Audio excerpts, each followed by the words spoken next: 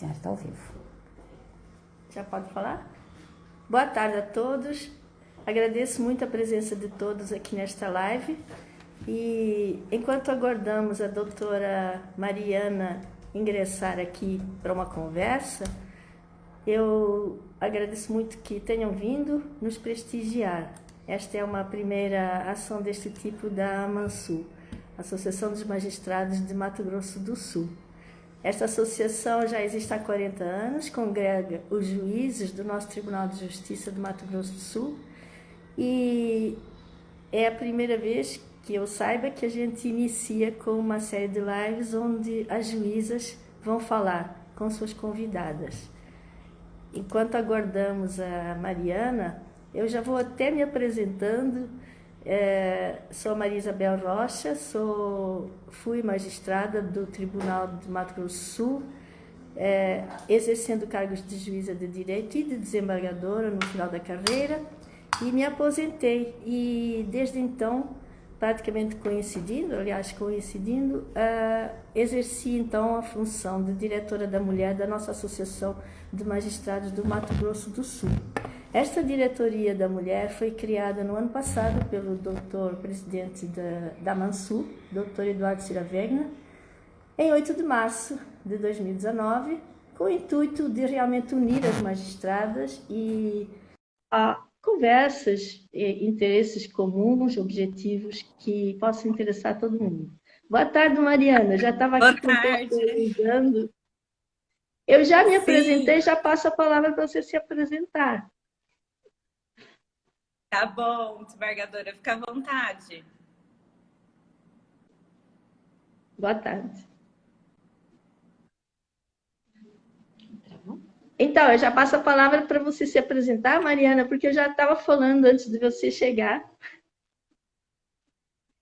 Ah, sim, eu estava ouvindo a senhora. Fique à vontade, desembargadora.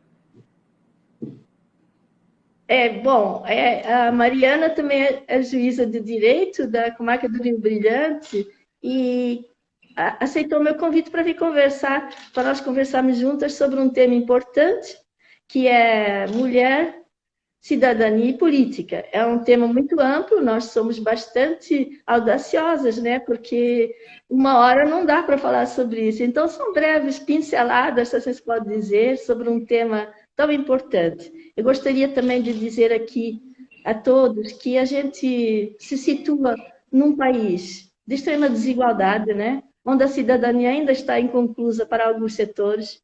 Nós temos, em especial, as mulheres, que a face da pobreza no mundo inteiro é das mulheres. E aqui não foge a regra, né?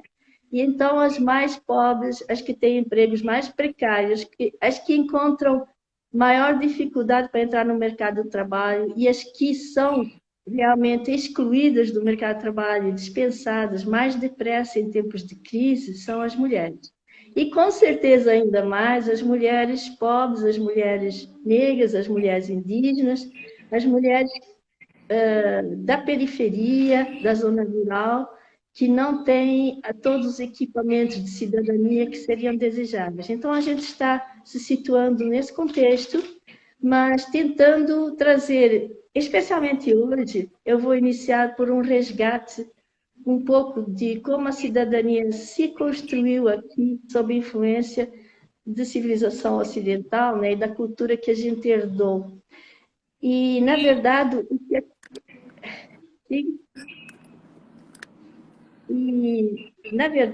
o que existe aqui, eu vou tentar desenhar rapidamente, é uma historiografia que eu gostaria de trazer para tornar mais ilustrada a história, né? Na verdade, os direitos de cidadania e os direitos políticos, eles se sedimentaram mais nos últimos 2 séculos, desde 1789, que foi a Revolução Francesa. E, claro, aqueles ideais de liberdade, fraternidade e igualdade, eles eram o mote da Revolução, e deles comungou uma mulher muito especial que eu gostaria de citar rapidamente a história, Olympe de Gouges. era o nome artístico que ela tinha, porque ela nasceu Marie Gouze, lá no sul da França. Mas ela mal ficou viúva, em vez de ficar curtindo sua aposentadoria, seus filhos, ela pegou a mala e foi lá para Paris, para um meio cultural mais efervescente, onde as ideias políticas estavam à flor da pele, né? E exatamente ali ela construiu uma carreira de dramaturgia. Ela fazia teatro, escrevia e encenava peças de teatro com atrizes mulheres.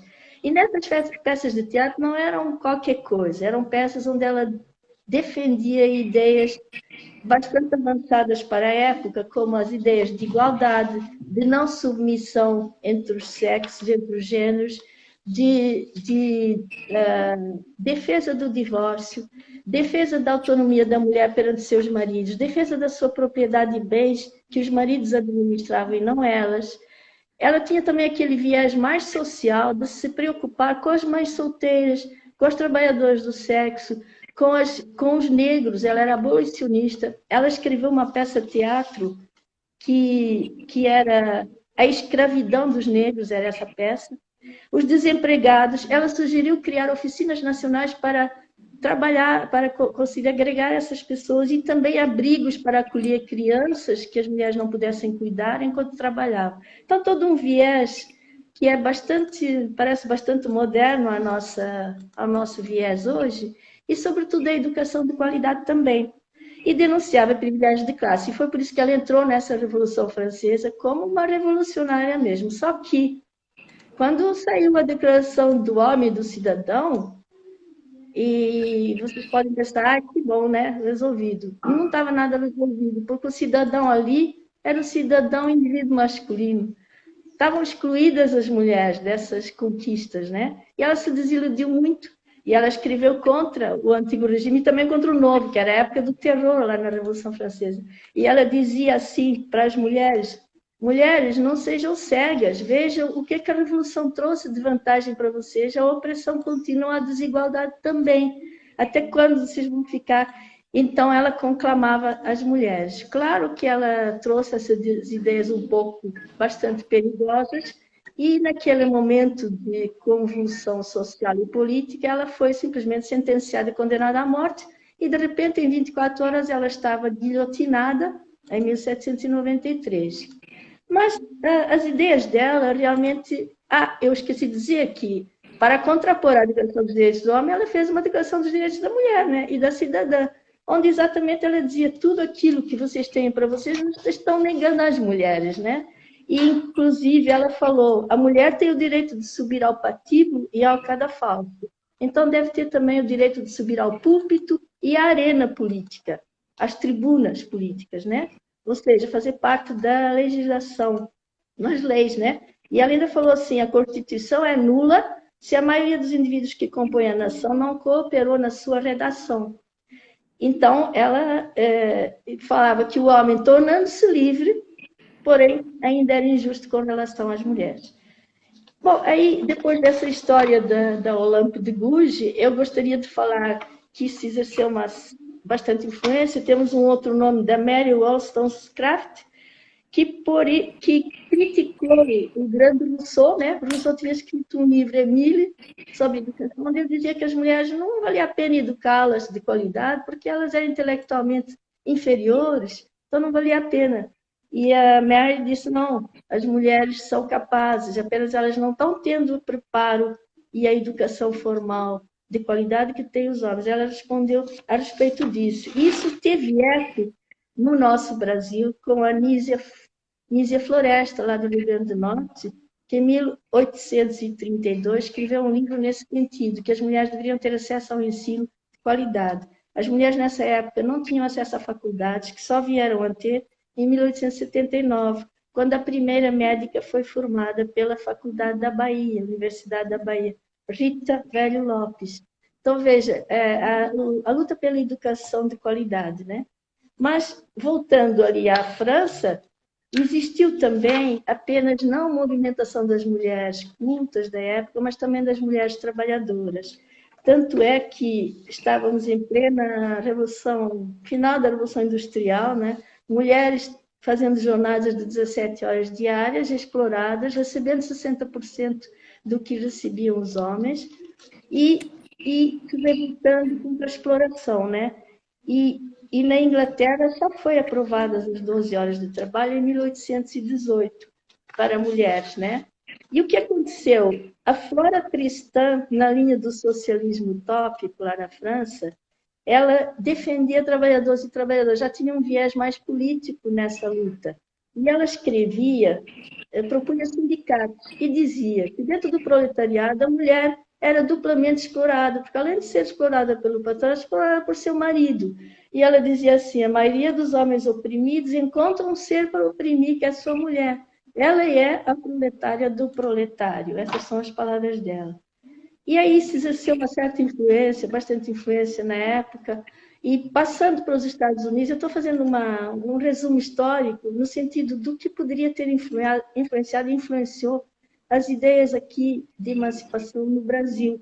E nos Estados Unidos, a Declaração de Independência, lá teve uma especial influência também, em 1776, como nós sabemos, tinha todos esses direitos também à tona. E Abigail Adams escreveu ao seu marido, que seria um dia presidente dos Estados Unidos, dizendo assim, não esqueça, na redação dessa Constituição aí que vocês estão fazendo, não esqueça das mulheres, de dar a elas emancipação em relação aos maridos. E se não fizerem isso, nós estamos determinadas a fazer uma rebelião. Não nos consideramos na obrigação de obedecer a leis nas quais não colaboramos. Assim ela dizia. Mas, na verdade, aquilo virou nada, né? Porque a Constituição Americana não falou nada sobre igualdade de homens e mulheres. E esta luta das mulheres pela emancipação lá nos Estados Unidos, ela foi a par da luta pelo abolicionismo. Só que os escravos ainda alcançaram a abolição em época mais recente do que as mulheres. As mulheres tiveram direito de voto lá apenas em 1920, e os escravos, como a gente sabe, a graduação foi ao longo do século XIX, né, e terminou em 1875, ou 63, 65. Mas foi gradualmente, primeiro os estados do norte, depois os do sul, porque havia estados federados com diferentes legislações, né? Mas veja, foi uma luta ao longo de décadas. Eu gostaria de falar do escravo, ex-escravizado Frederick Douglass, o único homem do qual eu vou falar aqui, mas ele é emblemático, porque ele era escravo, e quando ele alcançou a libertação, ele escreveu a sua autobiografia.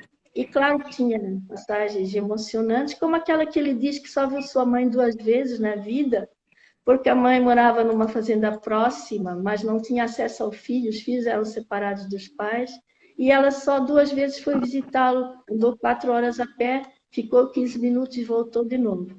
Ele fala muita coisa, teve muita influência, escreveu um livro, esse livro que ele escreveu, a autobiografia, foi traduzido em muitas línguas e vendido, e a partir dele foi convidado para fazer palestra em toda a Europa, e lá foi ele. E aí, de repente, ele era uma pessoa famosa, e a Elizabeth Stanton, que era outra mulher, também do século XIX, abolicionista, pediu para ele, para o marido dela, um presente de casamento, ir à Inglaterra assistir a conferência onde Frederico Douglass ia ser palestrante, assim como outros, que era a conferência abolicionista, a primeira, né? E ela lá foi com outras amigas, chegando lá não puderam entrar, disseram que não tinham direito de entrar, não entraram, mas elas foram protestar lá nas ruas, né? Voltaram para os Estados Unidos com aquelas ideias. E mais tarde, elas fizeram uma conferência chamada Seneca Falls, uma conferência pelos direitos de voto e outros, onde estava lá o Frederico Douglass palestrando, né? E elas realmente aprovaram essa declaração pelas igualdades. E eu gostaria só, Mariana, não sei, tem aqui a Marília me ajudando, dizendo do tempo. Como está o tempo? Vou mostrar, falou 15 minutos. Então tá bom. Então, eu consigo falar ainda um pouco dessa conferência que elas chamaram Declaração dos Direitos e Sentimentos de Seneca Falls. Foi em 1848. E nesta conferência, que foi assinada por 100 das 300 pessoas que lá estavam, 68 mulheres e 32 homens, entre eles o tal Frederico Douglass, né? Elas reclamavam que o homem exercia ainda a tirania sobre as mulheres, porque não permitia o direito de voto, não permitiam que ela colaborasse na feitura das leis, privava de direitos se casada, direito de propriedade até do salário dela, modulava as leis de divórcio, as leis da guarda dos filhos ao seu belo prazer, né? Tinha todo o poder, monopolizava os empregos rentáveis, para as mulheres ficavam aqueles mais desvalorizados e de remuneração pior, negava a educação completa, as faculdades eram proibidas às mulheres, isso em 1848, nos Estados Unidos. E achei interessante que isto que está na Convenção de Seneca Falls, ou na Declaração, fala o seguinte: ele, homem, deu ao mundo um código diferente de moral para homens e mulheres, pelas quais os delitos ou descumprimentos morais que excluem as mulheres da sociedade são tolerados e considerados de pouca importância se forem praticados pelo homem. Então, uma regra dupla para homens e mulheres, mais rigorosa para as mulheres. E ele ainda fala que os homens se empenham em destruir a autoestima e a autoconfiança nas mulheres. E eu gostaria ainda de falar, claro, eles eram abolicionistas, Frederico Douglass, mas também em favor dos direitos das mulheres. Por isso que eu digo que caminhou um pouco junto essa luta de emancipação, pelo menos socialmente falando.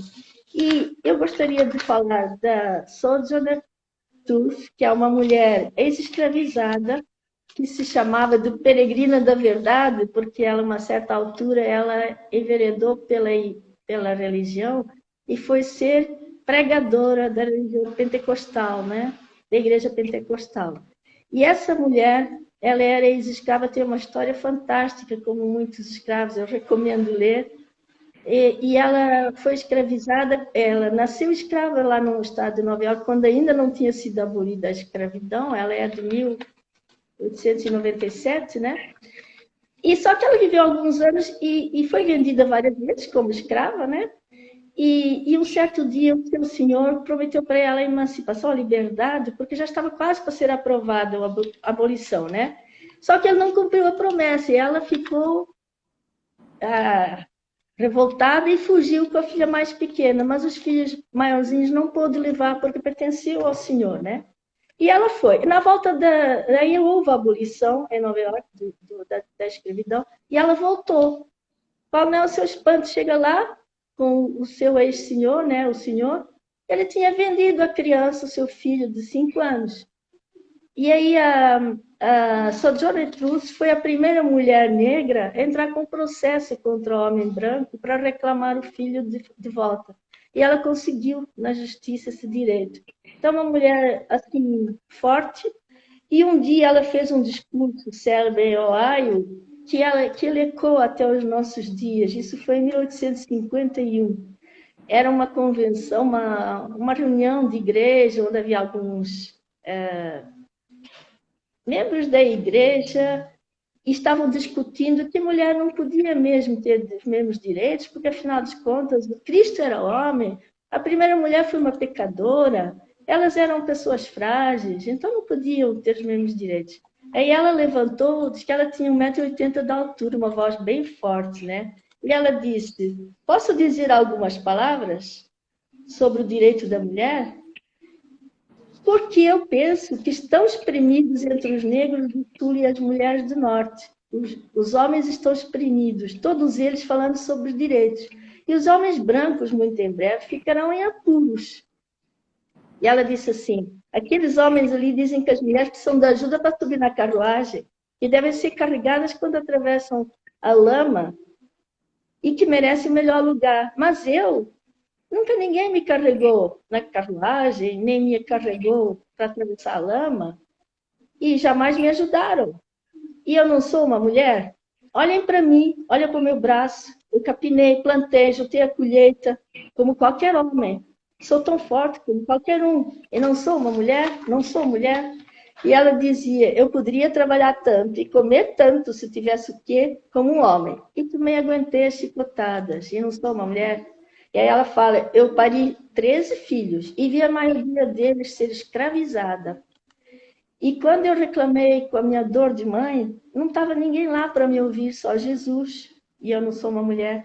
E ela falava, senhores, deem os direitos às mulheres porque você já tem os seus. E falou assim, aquele homem ali de preto disse que a mulher não pode ter direitos, porque Cristo não era mulher. Mas, senhor, de onde é que o seu Cristo veio? De Deus e de uma mulher. Homem, qual que foi o seu papel? O homem não teve nada a ver com isso. E ela disse, não sei ler, né, mas sei ouvir a Bíblia. E a primeira mulher que Deus criou, se ela foi capaz de transformar o mundo e desorganizar de cabeça para baixo por sua própria conta, então estas mulheres que estão aqui hoje juntas, com certeza são capazes de consertar esse mundo e voltá-lo de novo de cabeça do jeito certo. E agora elas estão exigindo fazer isso. E é melhor que os homens deixem elas fazer o que elas querem.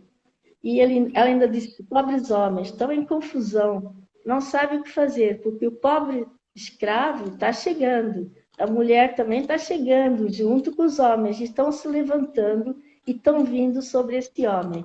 E ele certamente está entre um falcão e um abutre. Ela tinha assim, um ar profético no sentido de, olha, essa supremacia não vai ser para sempre, uma hora você vai ter que abrir a sua igualdade aí, que você mantém fechada aí.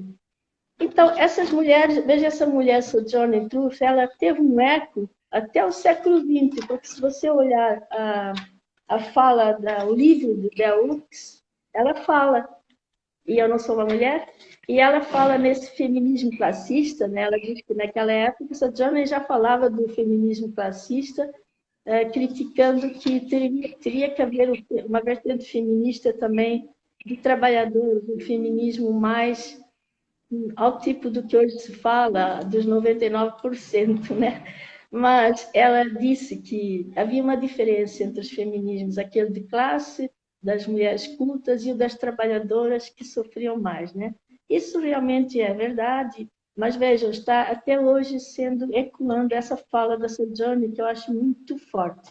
E aí, Mariana, para terminar, Mariana, quanto que falou? 23 minutos. Só 2 minutos para falar um pouco do sufrágio aqui no Brasil, né? O sufrágio aqui no Brasil, eu vou resumir rapidamente, também foi outra luta do século XIX, e ela se identificou com a Constituição de 1891, que ela era omissa, né? Não dizia que as mulheres podiam votar, mas também não estava proibindo. Mas aí foi a mesma falácia lá da Revolução Francesa, porque quando falava cidadãos, pessoas, a gente pensava que eram homens e mulheres, e não era. Eles interpretavam que era só o indivíduo masculino. Então caímos no mesmo engodo lá das francesas, que o direito do homem e do cidadão, aquele homem era do sexo masculino mesmo, e o cidadão aqui era do sexo masculino também, e as mulheres não tinham vez. E quando iam lá alistar-se, era dada essa interpretação, não, vocês não podem se alistar. E aí foi uma longa luta, que tem figuras ilustres, o movimento de partidos políticos, criado em 1910, o primeiro, né? E temos os nomes ilustres da Leolinda Dalto, Berta Lutz, Carlota Pereira de Queiroz e, sobretudo, a Celina Guimarães Viana, que eu gosto muito, porque, afinal das contas, como era um país com Estados Federados, o Rio Grande do Norte, grande pioneiro, fez as suas mulheres votar antes de todas as outras, porque ela aprovou uma lei eleitoral onde elas podiam votar em 1927. E a Celina Guimarães Viana, mais que depressa, se alistou e foi a primeira eleitora lá. E a primeira prefeita Alzira Soriano também lá no Rio Grande do Norte. Então, vejam, é tudo direitos que, como eu disse, começam num século e se conquistam no outro, as lutas. E diria eu que o nosso voto até que não foi tão ruim, porque ele veio votar e ser votado, sendo que muitos países, primeiro era apenas votar, e depois, mais uns anos para frente, é que era o direito de ser eleito, né? Eleita. Por exemplo, e também houve diferenças de raça, né? Por exemplo, vocês sabem do regime da apartheid na África do Sul, né? Por exemplo, a África do Sul aprovou que as mulheres brancas podiam votar em 1930, mas as mulheres negras só puderam votar em 1994, né? Aí tem o Mandela, toda aquela questão da segregação racial e o apartheid que havia na África do Sul. Mas veja, o nosso direito de voto, pelo menos, ele nasceu mais ou menos bonzinho, porque ele, claro, condicionava que a mulher casada precisava ter o direito à autorização do marido. Mas se ela fosse autônoma, se ela tivesse autorização do marido, se ela tivesse uma certa... ela podia votar. Então, e ser votada. Então, veja, a eleitora a par da eleita, né? A Celina e a Alzira. Então, isso não foi assim em todos os lados. Então, Mariana, eu quero deixar a palavra agora para você, porque essa foi o resgate histórico que eu achei necessário. E agora eu gostaria muito de ouvir o que você tem a dizer, porque eu sei que você traz muitas informações maravilhosas. Só para dizer que a minha ideia no começo foi falar também da onda do segundo feminismo, segunda onda feminista, com Simone de Beauvoir, Beth Friedan, onde elas falavam muito da questão reprodutiva, da questão do exercício da sexualidade, que isso, essas correntes que impediam a liberdade das mulheres, as amarravam ao trabalho e acabaram escravizando duplamente, que nós estamos sentindo agora. A mulher tem que desempenhar uma função do lar e, ao mesmo tempo, trabalhar fora, acabou jogando nas suas costas trabalho reprodutivo adicional e não remunerado e até desvalorizado. Agora está começando a ser mais valorizado. Mariana, faça a palavra, tá? Tá, obrigada, desembargadora. Quero agradecer, em primeiro lugar, o honroso convite que a senhora me fez, né, para participar dessa primeira live do projeto Mulheres Falam Direito. É realmente um projeto incrível, né? O próprio nome já diz, as mulheres vão falar sobre direito, sim, né? Que é a nossa área, mas o nome é muito simbólico no sentido de que também nós falamos, né? E falamos direito. Nós temos essa capacidade de falar. E como a senhora bem fez esse retrospecto histórico aí, por muito e muito tempo nós permanecemos totalmente caladas e invisibilizadas, né? E eu penso que agora é o momento realmente da gente falar e reivindicar nossos direitos para ir conquistando, né? Pouco a pouco, enfim, os nossos, tudo que a gente merece e tudo que é justo. E a desembargadora, para mim, realmente é um ícone da magistratura mato-grossense. É uma mulher valorosa, uma magistrada excepcional. Quando a senhora se aposentou, nós ficamos muito tristes, porque a senhora realmente representava a força feminina ali no tribunal, né? E, de toda forma, mesmo a senhora se aposentando, a senhora assumiu essa função aí de diretora da mulher e agora está fazendo toda essa transformação aí. E com certeza as próximas lives trarão muitas informações e darão voz, como a senhora gosta sempre de dizer, darão voz e visibilidade às nossas magistradas. E mulheres convidadas, né, que vão também estar junto com as nossas colegas magistradas. E também cumprimentar a nossa plateia virtual, né? Muitos e muitas colegas estão nos acompanhando, amigas, amigos, familiares.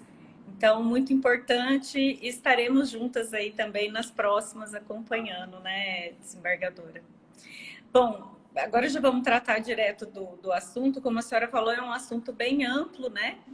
Que a senhora fez um retrospecto histórico muito importante, porque se a gente não entende o processo, né, que aconteceu até onde a gente chegou nos dias atuais, é difícil a gente visualizar o problema como ele realmente é, né? Então, o que a senhora disse aí é que as mulheres vêm lutando por emancipação, por direitos, há séculos já, né? E pelo jeito, precisamos continuar lutando. Temos muito a avançar ainda, né? E aí a senhora falou sobre o sufrágio feminino no Brasil, né? A partir de 1932, que as brasileiras puderam votar e ser votada. Comparando com outros países, realmente foi uma evolução. Mas, realmente, passado todo esse tempo, né? Será que realmente esse direito hoje ele é exercido em plenitude? Ou a gente só exerce parte dele, né? E aí, quando a gente vai analisar os números, a realidade, a gente percebe que, infelizmente, a gente ainda não alcançou esse direito ao sufrágio de maneira plena. Porque, sim, nós votamos, mas nós somos pouco votadas, né? Nós não ocupamos esses espaços de poder proporcionalmente ao que nós representamos na sociedade. E aí, para pegar um gancho com que a senhora explanou, daí eu vou pular um grande período histórico, né? E eu já vou logo para a Constituição de 88, que essa Constituição de 88, ela tem sim o DNA das mulheres, né? A gente pode dizer que ela tem um DNA feminino, porque muito dos direitos que estão ali em prol das mulheres, eles só estão ali porque houve uma mobilização, né? Porque as mulheres reivindicaram, as mulheres enfrentaram inúmeros obstáculos para que esses direitos estivessem na Constituição de 88. E nesse contexto aí, vale a pena a gente mencionar o que ficou conhecida como Bancada do Batom, né? Que foram as 26 parlamentares então eleitas, né, para a Assembleia Nacional Constituinte, que em 1987 essas deputadas elas eram oriundas de diversas vertentes políticas, então assim, elas não atuavam em bancada, né? Mas a partir de um movimento da sociedade civil, que é do Conselho Nacional dos Direitos das Mulheres, que já estava fazendo essa movimentação, essas deputadas se sensibilizaram, né? E passaram a realmente acolher, a ouvir o que essas mulheres mobilizadas tinham a dizer. E então surgiu um documento histórico importantíssimo, que é a Carta das Mulheres aos Constituintes, né? Em que ela enumerava inúmeros direitos que estavam sendo reivindicados ali naquela época, e ela finalizou de uma maneira muito interessante, dizendo assim: Constituinte para valer tem que ter direitos da mulher. Porque, como a senhora falou, inúmeras foram as revoluções históricas, né? Que nós experimentamos, avanços civilizatórios que nós tivemos, mas as mulheres não foram incluídas nessas revoluções, nesses marcos, né? Então, essas mulheres disseram: olha, nós vamos fazer uma constituinte cidadã, uma constituinte democrática, uma constituição democrática, mas para ela ser de verdade, ela tem que ter direito da mulher. E aí, a partir disso, inúmeros direitos da mulher foram incorporados à Constituição de 88, né? E com essa incorporação de direitos, esses direitos eles passaram a ser política de Estado e não mais política de governo, né? No sentido de depende da boa vontade do governo. Não, o Estado brasileiro ficou responsável por assegurar e fazer valer esses direitos, e pelos quais nós até hoje estamos lutando, né?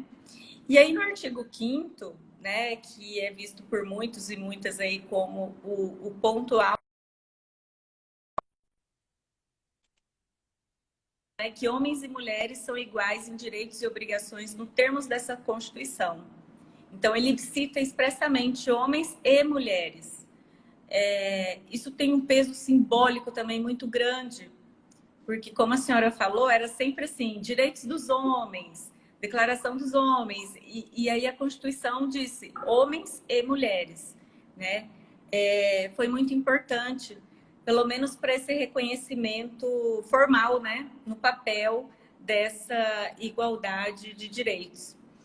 E embora a nossa Constituição aí já esse ano vai completar 32 anos de promulgação, o que a gente observa é que nós temos avançado muito pouco no mundo prático, né, com relação a esses direitos.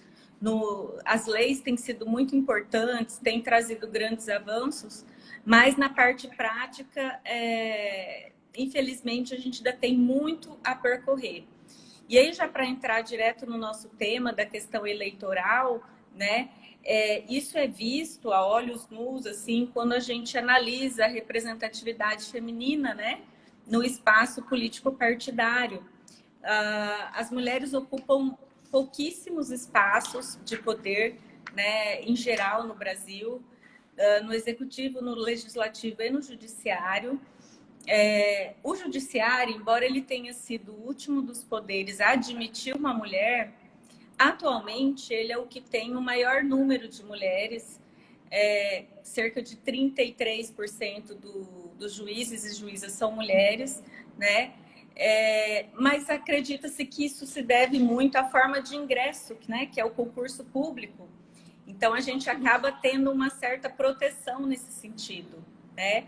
Inclusive porque as mulheres têm se escolarizado mais ultimamente, né? As faculdades de direito, o número de alunas é maior que o número de alunos de modo geral. Então, assim, o judiciário acabou tendo essa vertente aí com relação ao ingresso. Agora, quando a gente olha para o legislativo e o executivo, que demanda, né, a eleição para se poder ingressar, aí a realidade é bastante diferente e muito preocupante, né? E aí eu vou trazer alguns dados para a gente ter uma ideia sobre como anda a representatividade das mulheres no poder executivo e legislativo no Brasil. Deixa eu achar aqui aonde que eu relacionei. Bom, a gente primeiro precisa entender que o eleitorado brasileiro é formado por 52% de mulheres, né? Então, as mulheres são a maioria de votantes, né? Eu costumo dizer que nós decidimos uma eleição. Todavia, né, o Brasil ele ocupa, na América Latina, o terceiro pior índice de representatividade feminina na política, né? O que é extremamente lamentável se a gente considerar que a América Latina é uma das regiões do mundo que muito pobre, que ainda está se desenvolvendo. E mesmo assim a gente ocupa o terceiro pior índice de representatividade, né? Com relação aos municípios brasileiros, somente 12% são governados por prefeitas. E somente um estado brasileiro é governado por mulher, atualmente, que é o Rio Grande do Norte, que por coincidência foi o primeiro estado que concedeu o voto às mulheres. Tem uma tradição lá, né? Sim, eu acho que Rio Grande do Norte talvez tenha alguma coisa especial. No Senado Federal são 16%, na Câmara 15%, nas Assembleias Legislativas 15,5%, e aí a gente vai falar sobre a nossa Assembleia atual, né, a nossa composição do Mato Grosso do Sul, que infelizmente não elegeu nenhuma mulher na última eleição de 2018, e Mato Grosso do Sul, nas estatísticas gerais, assim, realmente está muito, muito mal nesse aspecto, né? E nas câmaras de vereadores, cerca de 13,4% somente que são mulheres, né? Então, como esses números são muito baixos, existem inúmeras pesquisas e inúmeros estudos para se verificar o que acontece, por que as mulheres não entram na política, ou, como eu já ouvi dizer, por que mulher não combina com política, né? E com política, com magistratura, enfim, com espaço de poder. E o que a gente observou é que, na verdade, existem algumas barreiras de acesso às mulheres, né? E essas barreiras, elas começam desde o início, né? Quando a mulher, ela tem o estereótipo de gênero, né, que vige na nossa sociedade, né, machista e patriarcal que nós vivemos, dentro desse estereótipo de gênero, existe algo que se chama divisão sexual do trabalho. E essa divisão sexual do trabalho, ela tem as destinações de acordo com o gênero, né? O gênero masculino se dedica mais ao setor produtivo da sociedade. E as mulheres ao setor reprodutivo. Então, as mulheres estariam fadadas aos limites do âmbito doméstico, porque precisam garantir a reprodução, né? E a organização da casa, e tudo isso. E os homens, desde sempre, estiveram nos espaços públicos. E até hoje, essa divisão sexual do trabalho, ela existe, né? Não adianta a gente tapar o sol com a peneira, né? As pesquisas do IPEA, do IBGE, todas elas demonstram, né? Uma delas fala, por exemplo, que as mulheres trabalhadoras, ou seja, aquelas que tinham um trabalho fora de casa, elas se dedicam 73% de hora a mais que os homens nas atividades domésticas. Então, isso quer dizer que as mulheres enfrentam uma dupla jornada, né? Uma jornada fora e uma jornada dentro de casa, né? Essas mulheres são mais escolarizadas, mas o rendimento médio delas é 3/4 dos homens. Então, as mulheres também têm uma renda menor e isso influencia nesse caminho. Oi, desembargadora. O próprio financiamento da campanha, né? Elas não têm recursos próprios, elas dependem dos fundos, né? Para poder fazer uma campanha eleitoral, né? Exatamente. E aí gera também um círculo vicioso, porque como elas não conseguem se dedicar mais tempo ao trabalho, elas acabam recebendo menos por isso também, né? E aí pode gerar uma dependência financeira, enfim, é todo esse contexto aí que nós vivemos da divisão sexual do trabalho. Por outro lado, esse a gente costuma dizer que é o entorno da mulher, né? A vida dela dentro. Quando ela vai para a sociedade, ela tem interesse na política, ela precisa estar filiada a um partido político, né? Na democracia brasileira, a gente só pode concorrer a um cargo se estivermos filiados a um partido político. Não obstante, a configuração atual dos partidos políticos, o que a gente ouve dizer de mulheres que ocupam cargos eletivos é que elas têm muita dificuldade, né? Que os partidos políticos não são espaços acolhedores para as mulheres que pretendem se candidatar. Embora as estatísticas demonstrem que os partidos políticos, 44%, ou seja, quase metade, são filiadas mulheres.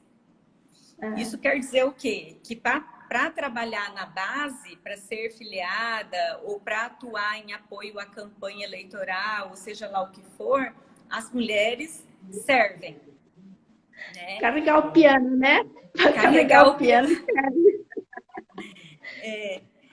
Mas para alçarem cargos eletivos, se candidatarem, aí elas já enfrentam um novo desafio, um novo obstáculo, né? Elas têm menos tempo para estar em reuniões e tudo mais em razão dessa dupla jornada. E existe também, óbvio, a gente não tem também como negar, a discriminação de alguns com as mulheres, no sentido de que elas não são vocacionadas para esse tipo de atividade pública, né? Então, essa realidade dos partidos políticos e da baixa representatividade feminina tem gerado algumas mudanças legislativas importantes, né? Em 2009, a lei das eleições teve uma modificação e que 30% das candidaturas passaram a ser necessariamente de um gênero, né? Que pode ser o masculino ou o feminino, mas sempre é do feminino, né? Então, as chapas só se registravam mediante o percentual de 30% de candidatas mulheres. Deixa eu só tomar uma água, com licença. Acontece que essa mudança, que é de 2009, ela também não conseguiu fazer com que esses números realmente se modificassem. E aí, em 2018, teve uma decisão muito importante do TSE para que esses 30% não fosse só de reserva de candidatura, mas também de financiamento, né? Porque o que adianta essas mulheres terem 30% de candidatura, mas elas não terem financiamento nessa mesma proporção, né? Elas tinham candidaturas pouco viáveis, né, com pouca visibilidade e caía na mesma situação de não conseguirem alavancar suas candidaturas. Então, se criou essa obrigatoriedade de financiamento. Em 2019 também, o TSE criou uma comissão do TSE Mulheres e fomenta a participação feminina, né, na política, e criou essa campanha Participa Mulher, que é muito importante, né? E vale ressaltar também que essa decisão com relação ao financiamento, né, a porcentagem de financiamento, ela é de relatoria de uma ministra, da ministra Rosa Weber, né, que foi a relatora. Fez a diferença, né? Sim, que foi a relatora desse processo. E também, no âmbito do TSE, nós tivemos uma decisão histórica muito importante, que foi de 2019, do ano passado, que cassou uma chapa inteira, né, do município do Piauí, que fraudou a cota feminina. Por quê? Se criou esse mecanismo de garantir os 30%, né, de candidaturas femininas, mas começou a haver fraudes, né, as chamadas candidaturas laranjas, em que eram apresentadas candidatas mulheres apenas para completar aquele número obrigatório. E as chapas eram aceitas, registradas pela Justiça Eleitoral, e depois, num segundo momento, se verificava que essas mulheres elas não concorreram efetivamente. Elas só serviram para viabilizar o registro da chapa. Só era o nome, né? Só para dar os nomes, porque elas não tinham nenhum voto, ou seja, nem elas mesmas votavam nelas, né? Nem faziam campanha, né? Era fictício, né? Campanhas fictícias e todo tipo de fraude, né? E aí teve essa decisão do TSE muito importante que considerou essa fraude como uma fraude capaz de influenciar no resultado do pleito, né? Por quê? Porque essa chapa só conseguiu se registrar por ter completado a cota, que na verdade não existiu, e aí se decidiu pela cassação da chapa toda, né? E aí foi uma disputa acirrada no TSE, né, quando foi julgar esse recurso. O ministro Jorge Mussi foi o relator e pela cassação da chapa, o voto dele, né, dizendo que a gravidade dos fatos era incontroversa e que realmente aqueles candidatos eleitos se beneficiaram da fraude e por isso eles deviam ser cassados. Os ministros Tarcísio Vieira e Luiz Roberto Barroso, que hoje é o presidente do TSE, acompanharam o relator. E os ministros Sérgio Banhos seguiu a divergência aberta pelo ministro Edson Fachin. E referendada pelo ministro Oglio.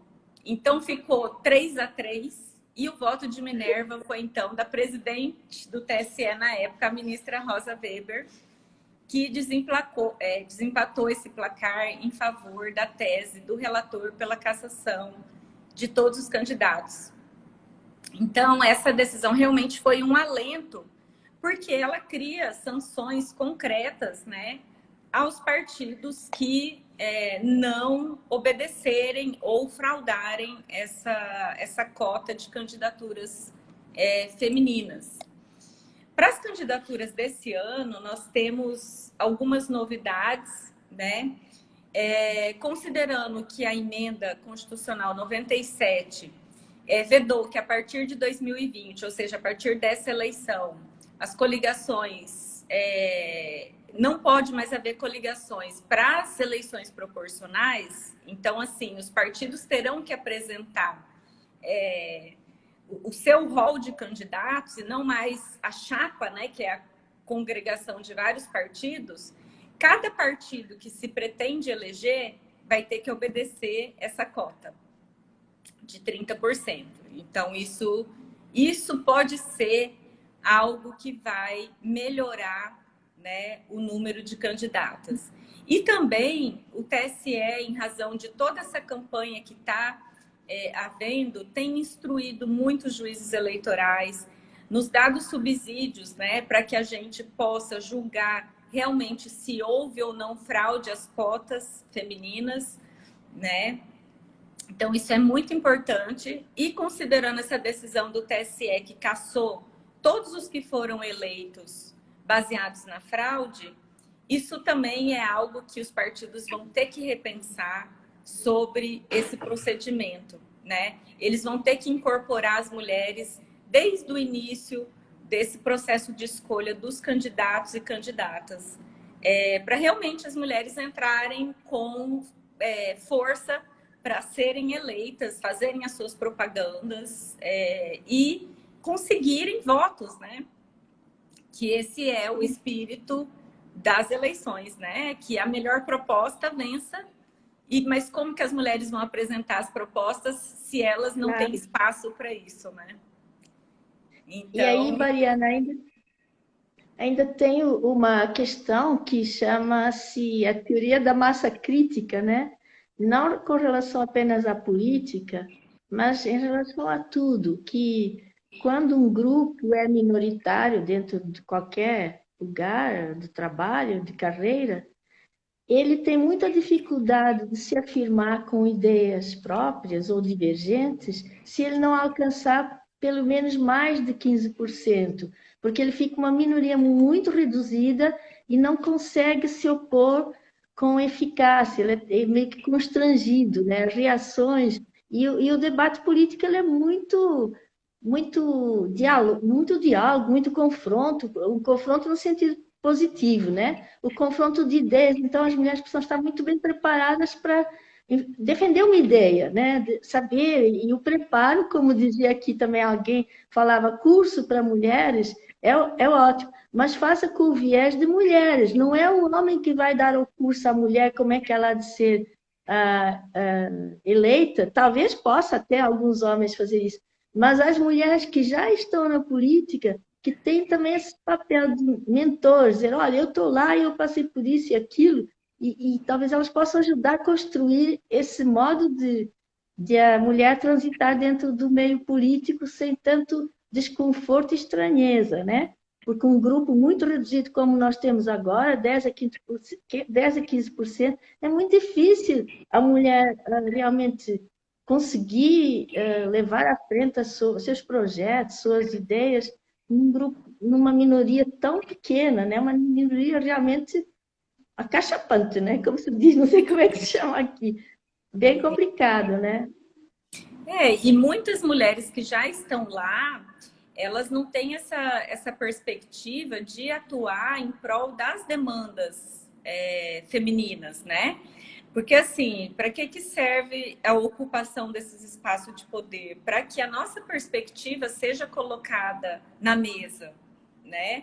Para que a gente possa influenciar também na construção das leis, das políticas públicas, e não simplesmente sermos as destinatárias, sem ao menos sermos ouvidas. O que nós queremos, quais as nossas necessidades, quais as nossas demandas, né? Então, também é importante que as mulheres que elas entrem com esse espírito e essa responsabilidade, né? Claro, termos um número é muito importante, porque, como a senhora falou, naturaliza a presença da mulher naquele espaço, né? E incentiva as outras a dizerem, não, é possível, eu combino com isso, né? É meio que eu posso estar ali. Mas é muito importante que elas tenham essa noção que as nossas pautas, existem pautas específicas das mulheres, né? Como, por exemplo, a questão das creches, a questão das escolas, a questão do mercado de trabalho, a questão da violência doméstica, né? Que são pautas que precisam ser levantadas por nós mesmos, né? Para a gente não depender da boa vontade de outras pessoas, a maioria homens, né, que estejam lá e que entendam a importância disso, que não tenham essa perspectiva, né?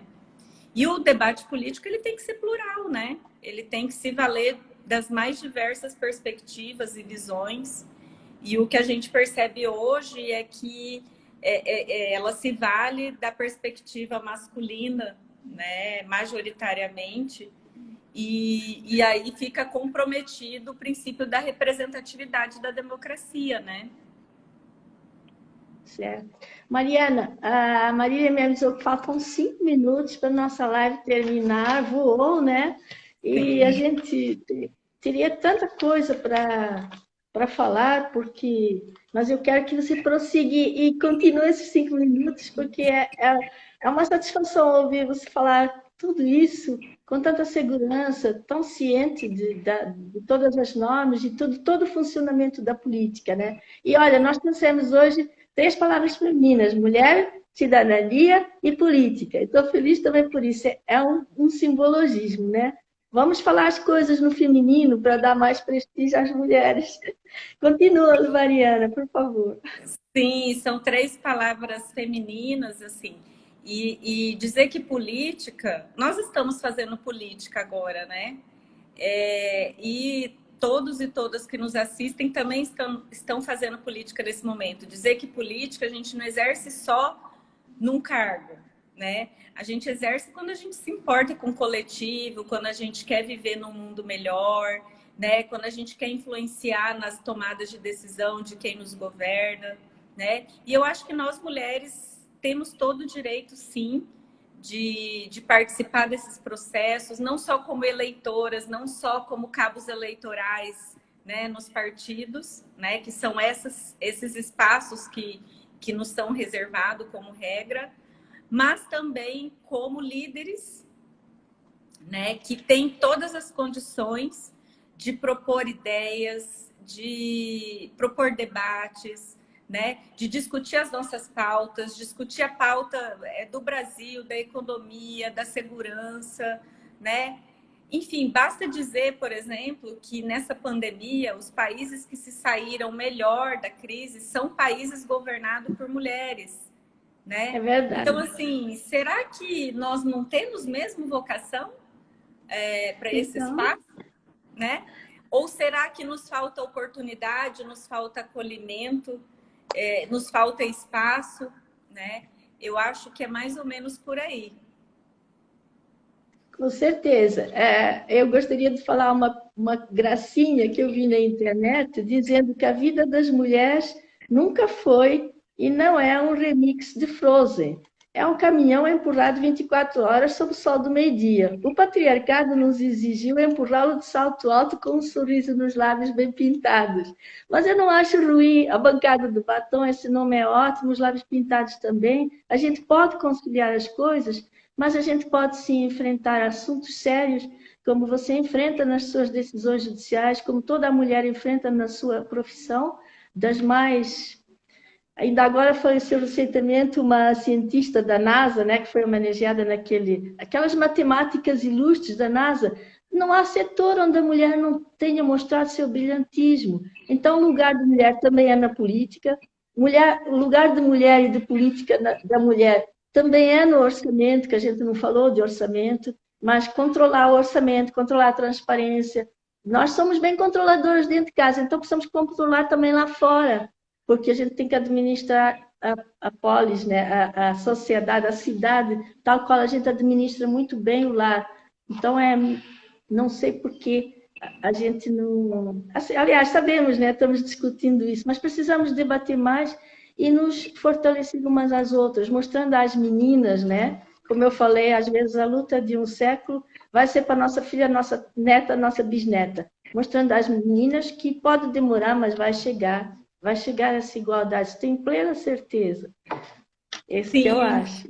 Com certeza. Vamos torcer para que essa eleição, né, de 2020 seja uma eleição com muitas mulheres. Que temos que encerrar. Eu gostaria que você se despedisse e depois eu me despeço, tá bom? Tá bom. Por favor, suas palavras finais. Eu quero agradecer mais uma vez à Mansul pelo convite, enfim, pela oportunidade. E eu falo aqui também como juiz eleitoral, entusiasta das mulheres na política. E eu espero que todas e todos abracem essa causa, né? Que assim nós podemos viver num mundo melhor e mais justo. Com certeza, amém. E olha, para terminar, eu agradeço imenso, Mariana, sua participação brilhante. Agradeço imenso, Marília, que está aqui nos apoiando com o seu computador e sua maestria aqui. Agradeço a todos os presentes que nos prestigiaram. Espero que tenham se sentido bem durante esta hora, que a gente preparou com muito carinho.